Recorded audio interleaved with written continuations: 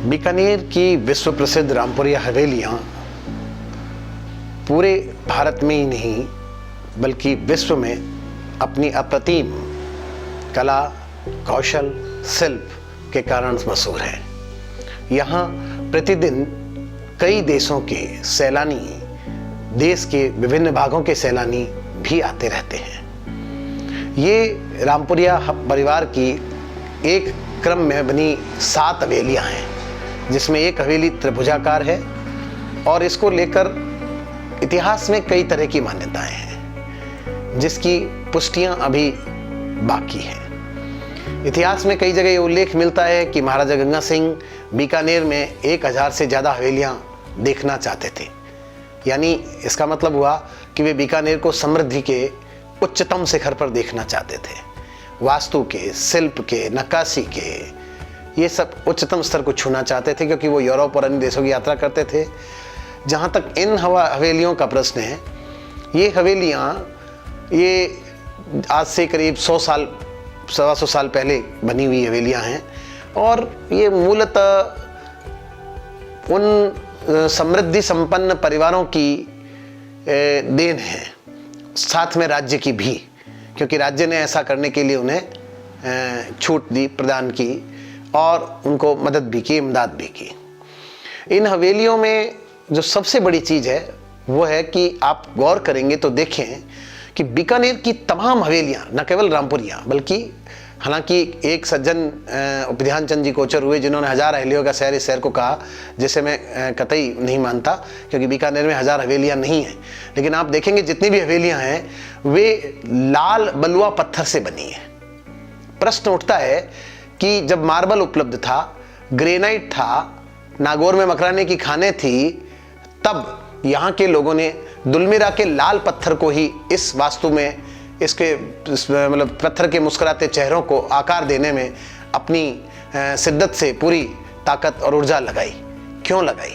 इसलिए लगाई क्योंकि मूलतः यह रेगिस्तान है और ये जो बलुआ पत्थर है वो अपनी रासायनिक संरचना में तापरोधी है और इसमें बड़े बड़े, इस पत्थर पे आपको ऊपर से दिखने पर तो ठीक दिखेंगे, लेकिन इस पर महीन नक्काशी नहीं की जा सकती।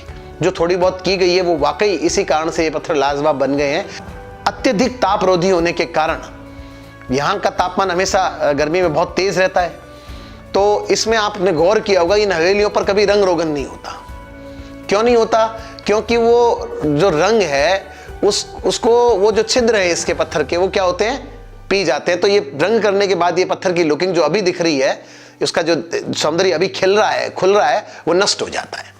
और इसमें जो नक्काशी की गई है वो उसकी सुंदरता को बढ़ाती है। यानी तापरोधी होना, पास में पाया जाना और लाल रंग की अपनी एक महत्ता और समृद्धि की संपन्नता, इन 4 कारकों के कारण से इन हवेलियों का स्थापत्य अपने आप में नायाब, बेजोड़ और बेमिसाल है, जिसकी तुलना आने वाले सैलानी यूरोप की गलियों से, खासकर रमेश चंद्र शाह जैसा साहित्यकार कहता है कि जब मैं रामपुरिया हवेली में गुजरता हूं तो मुझे रोम की अनुभूति होती है।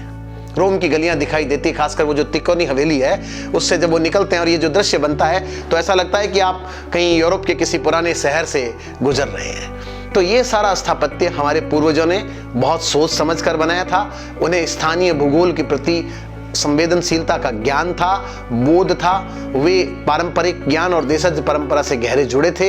ये हवेलियाँ, इनका स्थापत्य, इनकी सारी चीज़ें उस स्थानीय भूगोल की मांग के अनुसार थी, न कि आज की तरह जो पाश्चात्य जो है प्रभाव के अंतर्गत की जाने वाली वास्तुकला की तरफ थी।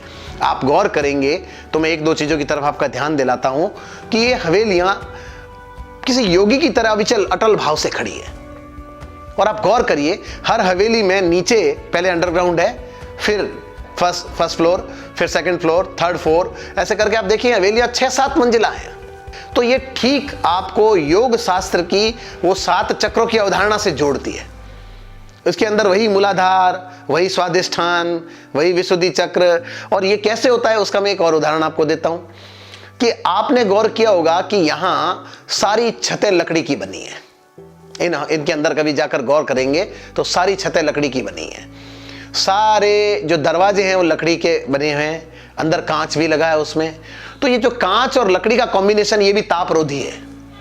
और जो जिसे हम यहाँ स्थानीय भाषा में गोखे कहते हैं, छोटी छोटी खिड़कियां हैं, उसको अगर आप देखेंगे तो जूल थॉमसन इफेक्ट की थ्योरी से जब हवा उच्च वायु दाब से निम्न वायु दाब में प्रवेश करती है तो अंदर जाकर वो ठंडी हो जाती है। और चूंकि गर्मी में उस ज़माने में ये आज की तरह यांत्रिक या कृत्रिम ठंड विद्यमान नहीं थी, तब नैसर्गिक ठंड का आनंद पाने के लिए इन छोटे छोटे गोखों, जाली झरोखों की परिकल्पना हमारे उस पारंपरिक अनुभवी और सभ्य समाज ने की थी, जिसको धीरे धीरे हमारे इस तथाकथित पढ़े लिखे और यूरोप के रंग बिरंगे समाज ने खो दिया है।